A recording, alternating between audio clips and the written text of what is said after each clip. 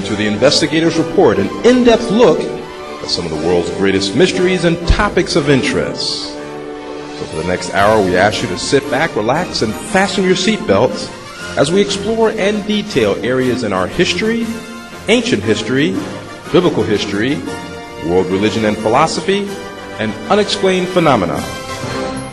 Good evening, ladies and gentlemen. This is Gary Purefoy with another session of the Investigator's Report. And as always, we are very glad to have you with us, to get this opportunity to come into your homes.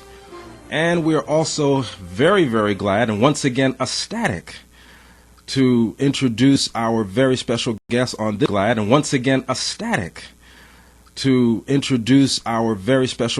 this particular program.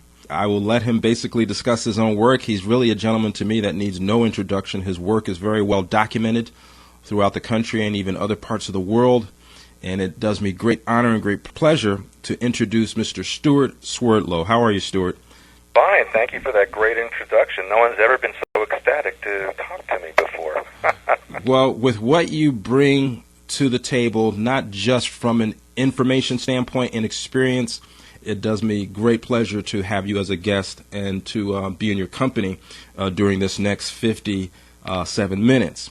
Well, Stewart, to get started, you have been called a clairvoyant. You also have done extensive study and presentation on the areas of mind control, and that is based on your experience in the past, which I'll yield the floor to you and allow you to describe, starting with your experience in the Montauk Project. Tell us about that and how that all started and where it took you. Well, that project began in 1970, and I was in there for 13 years. It ended in 1983. And just as a background so that your listeners know why I was associated with that, my great-uncle was the first president of the Soviet Union, and my family was very heavily politically connected to that country. And so in the United States, that branch of the family was very closely monitored, used in very many purposes, and I was taken as a child, really, and used in experimental research for many years, even prior to the 1970 beginning of the Montauk Project. Okay. Montauk really was an outgrowth of the Cold War and of the Roswell experience back in 1947, because there was a need to create global fear, or especially in the United States, a common enemy from which they can install fear programs and mind control, that kind of thing. And when you're a very small group of people and you want to control billions across the planet, the most logical thing that you can do is mind control, because weapons and soldiers are just not enough against so many people. So Montauk really was an outgrowth of that. And it started out being a genetic manipulation. It was also weaponry research. It even led into time travel. And what it did with me and others like me was they tried to create a person who could see into other realities without the use of a device.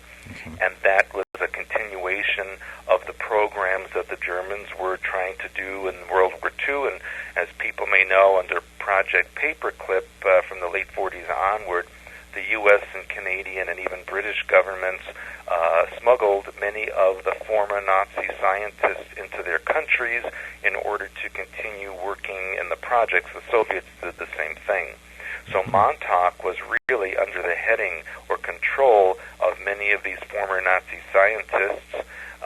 What it did to me, unfortunately, was that from the microwave and the ELF and other experimentations that were done, I was left physically blind for 29 years. Wow. Now, although that sounds awful, and it kind of was, I could see energy fields. So in other words, even though I was physically blind, I felt that I could see more than most people, because I could see the energy of both the living beings, animals, plants, and inanimate objects as well. The only difficulties that I really experienced were, for example, driving in rain or snow. The energy of the precipitation would interfere with my visual abilities. I would just see these swirls of energy, and I really couldn't go very far under those circumstances. So there were some drawbacks to that. Also, I could not make out distinct faces of people, etc., words, that kind of thing. So there was a difficulty for those years, but in December of 1999, I had surgery to fix my optical nerves, the way that it connects to the brain, so that today I can see physically. It's kind of an overlay where I see the physical pattern as well as the energetic pattern, which is how I do my work when I do readings and consultations for people.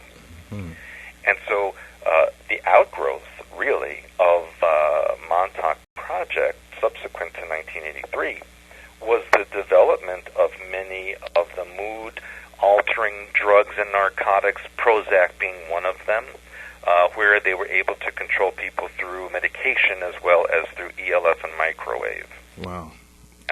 Now, in Montauk Project, over those 13 years, a lot of information was given out to the so-called test subjects. I was really a very lowly figure in that project. I was the one that was used rather than being in control of anything. I was quite young.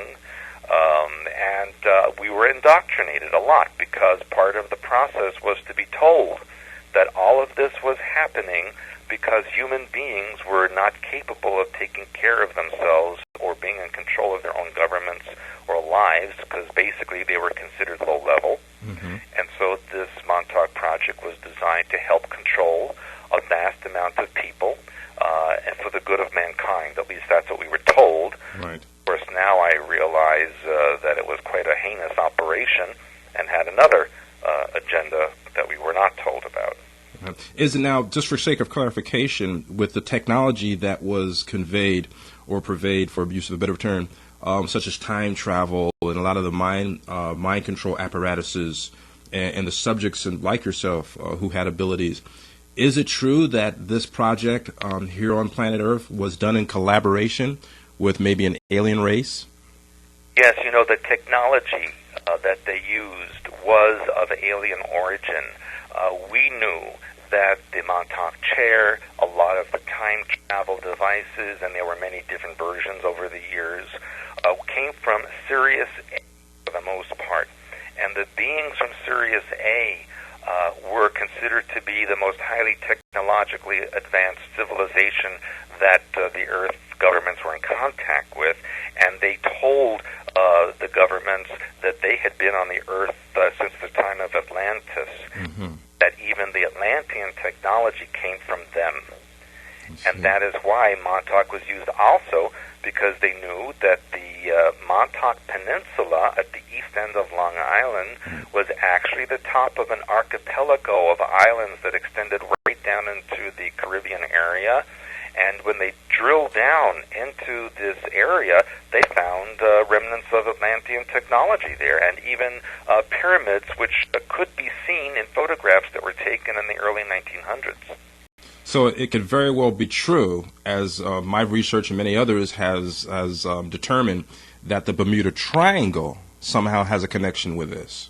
Absolutely. In fact, the Bermuda Triangle is a leftover field from the Atlantean time period. It does have a reciprocal point on the other side of the Earth called the Devil's Triangle from southern Japan to Guam and the Philippines. And if you drew a line or drilled a hole from the middle of the Bermuda Triangle to the other side of the Earth, you would come out on that other point. And that's why the Atlanteans put a device in that location, because it basically energized the Earth's atmosphere and allowed for travel interdimensionally and interstellar travel for their alien visitors, which they did have. The Bermuda Triangle is really the result of a huge crystal technologically created that the Atlanteans built in order to manipulate the geophysical aspects of the Earth and also connect to other dimensions and outside the planet.